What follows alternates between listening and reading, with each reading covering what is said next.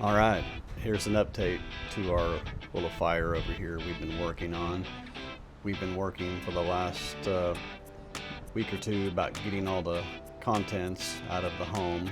We staged the things that we could salvage versus the things that had to be discarded because they're unsalvageable.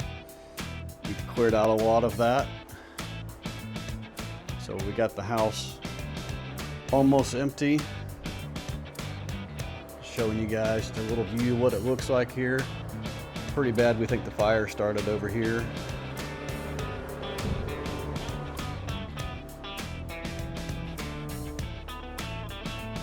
Almost getting there. This room, the door was shut, so not as much fire damage, but you can see where the door stopped a lot of that compared to outside here. So this house is going to be a total gut. We'll take it down to the studs and start over.